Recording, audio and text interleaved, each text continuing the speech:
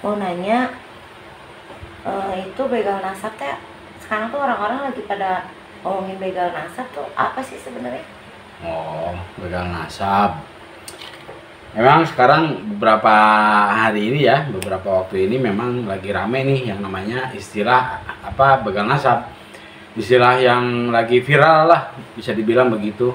Nah, yang bikin itu, yang pertama kali ngeramein yaitu si Rizik. Kamu kenal nggak si Rizik? Tahu. Nah itu si Rizik. Jadi si Rizik ini mungkin dalam rangka membela keyakinan mereka ya, tentang nasab mereka, kemudian untuk menyerang tesis ilmiah Kiai Umaruddin tentang apa terputusnya nasab Alawi ini. Ya seperti biasalah, pola dan kebiasaan si Rizik ini memang selalu dengan sesuatu yang sifatnya mengarah atau menjurus ke provokasi begitu.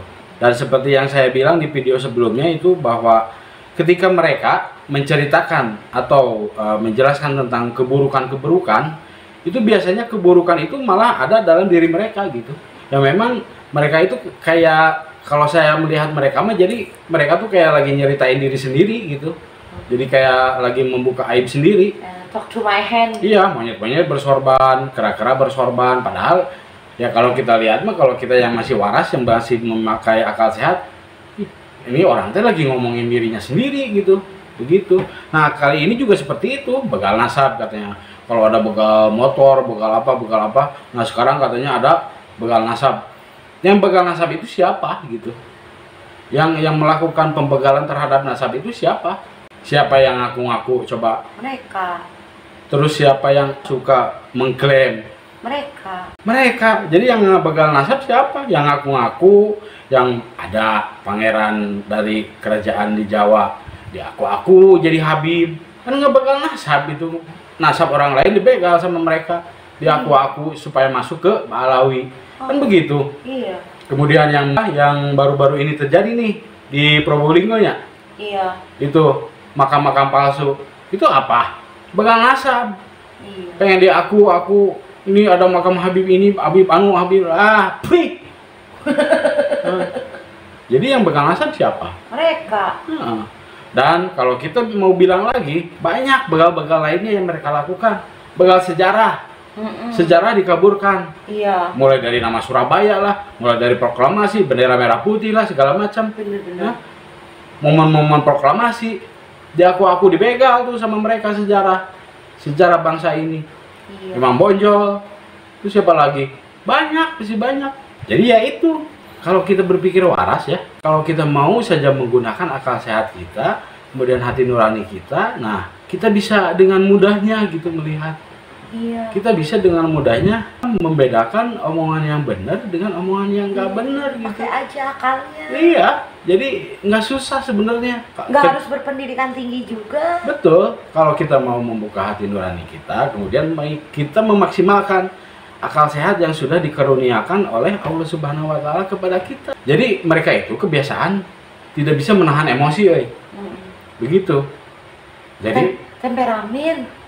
Padahal kita kenal Rasulullah Shallallahu Alaihi Wasallam itu selalu berusaha menjaga perkataan, selalu berusaha menjaga. Makanya sering ada istilah itu yang diucapkan oleh Nabi itu, latar dob.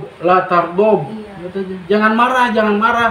Karena apa? Ketika kita marah, setan menguasai, iblis menguasai hati nurani kita, otak kita juga nggak jalan. Jadi pengennya disebut pinter, pengennya disebut mulia, malah kebalik. Karena mereka selalu pakai emosi. Yang suka amuk-amukan si pembantai King Cobra. Oh iya, yang kobra yang mati itu. Iya, kan sedikit-dikit ngamuk-ngamuk, dikit-dikit sumpah serapah, dikit-dikit binatang pada keluar. Iya benar. Padahal mereka kalau mau bener mah gitunya, mereka tuh mengaku-ngaku cucu Nabi, berarti membawa-bawa nama baik Rasulullah SAW. Seharusnya berusaha sekeras mungkin, sekuat mungkin untuk menjaga nama baik Rasulullah. Sebagai umat muslim ya, mereka yang melakukan, aku yang malu. Iya, kita sendiri yang malu. Jadi ya itulah, kadang-kadang kita jadi malu sendiri gitu melihat kelakuan mereka gitu.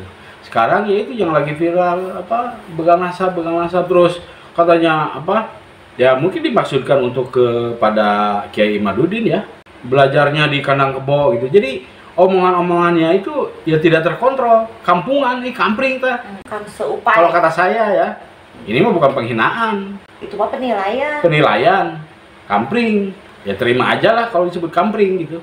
Karena apa ya kalau dengan gelar yang berderet DPMS SMA sama ABCDF GH apa yang di depannya berjejer berderet itu gelar-gelarnya, kemudian di belakangnya juga walau alam lah, gua mah nggak hafal gitu apa gelarnya. Tapi kok hanya sebatas apa seputar kandang kebo lah, begal, istilah-istilahnya nggak banget nggak ilmiah tuh.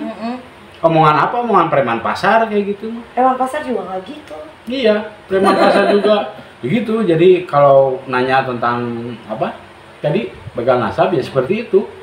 Jadi gampang lah buat menilai mereka mah gitu. Kalau kita mau membuka hati nurani, buka pemikiran kita, memakai akal sehat kita, memaksimalkan akal sehat kita, gampang lah menilai mereka mah gitu. Nggak harus kamu Kiai Haji atau nggak harus kamu DPM, SMB apalah gitulah, LC, LSU, ASU atau apalah. Hese ngomong lagi.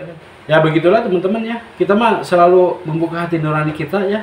Terus kita lihat ajaran Islam seperti apa, kemudian kita memaksimalkan akal sehat kita ya. Karena itu adalah karunia terbesar yang dianugerahkan oleh Allah Subhanahu wa taala kepada kita ya. Kita bisa memilih dan memilah mana yang baik dan mana yang buruk begitu ya. Contoh Rasul ya, jangan contoh yang ngaku-ngaku cucu Rasul. Begitu. Wabillahi taufik wal hidayah. Wassalamualaikum warahmatullahi wabarakatuh. Sampurasun.